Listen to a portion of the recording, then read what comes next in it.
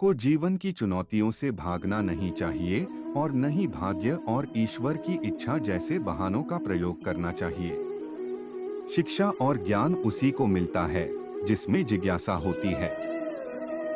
जिस प्रकार अग्नि सोने को परखता है, उसी प्रकार संकट वीर पुरुष को।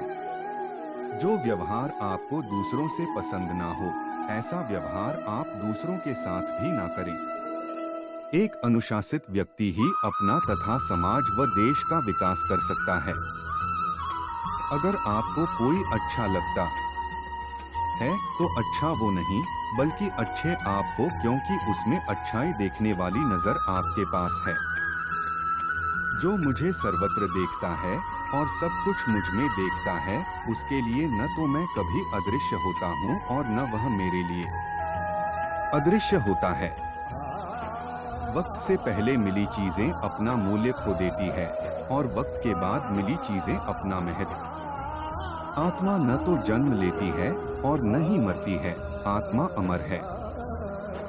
व्यक्ति जो चाहे बन सकता है यदि विश्वास के साथ इच्छित वस्तु पर लगातार चिंतन करे। मन की शांति से बढ़कर इस संसार में कोई भी संपत्ति नहीं है।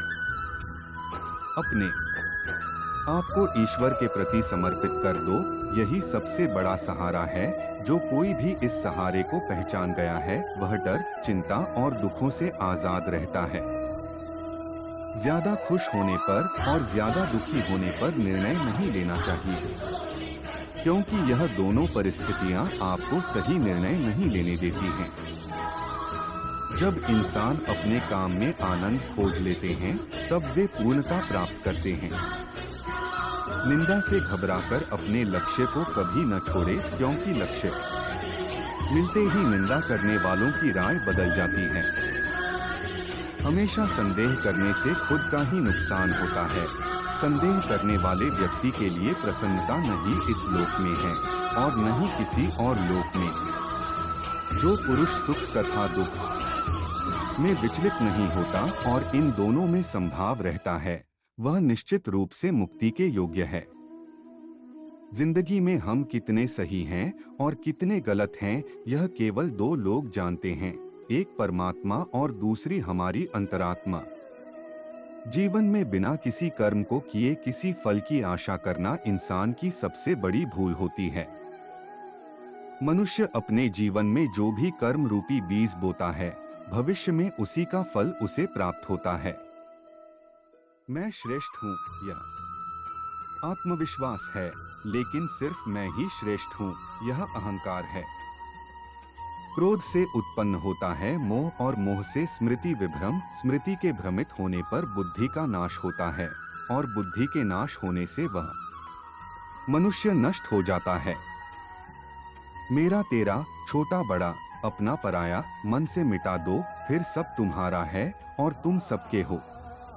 जिस प्रकार सूर्य उगते ही अंधकार मिट जाता है, उसी प्रकार सही ज्ञान की प्राप्ति से अज्ञान का अंत हो जाता है। तुम इस धरती पर मेहमान हो, मालिक नहीं, इसलिए अहंकार छोड़ दो। अकेले रहना तुम्हें यह भी सिखाता है कि वास्तव में तुम्हारे पास स्वयं के अलावा और कुछ भी नहीं। निराश ना होना, कमजोर तेरा वक्त है, तू नहीं। जैसे समुद्र के पार जाने के लिए नाव ही एकमात्र साधन है, वैसे ही स्वर्ग में जाने के लिए सत्य ही एकमात्र सीढ़ी है, कुछ और नहीं। मनुष्य जिस रूप में ईश्वर को याद करता है, ईश्वर भी उसे उसी रूप में दर्शन देते हैं। खुद को जीवन के योग्य बनाना ही सफलता और सुख का एकमात्र मार्ग है। जिस प्रकार मनुष्य पुराने कपड़ों को त्याग कर नए कपड़े धारण करता है, उसी प्रकार आत्मा पुराने तथा व्यर्थ के शरीरों को त्याग कर नया भौतिक शरीर धारण करता है। गीता के उपदेश इन हिंदी। जो मनुष्य अपने कर्मफल प्रति निश्चिंत है और जो अपने कर्तव्य का पालन करता है, वही असली योगी है। मनुष्य अपने विचारों से ऊंचाइयां में भी हो सकता है और खुद को गिरा भी सकता है, क्योंकि हर व्यक्ति खुद का मित्र भी होता है और शत्रु भी।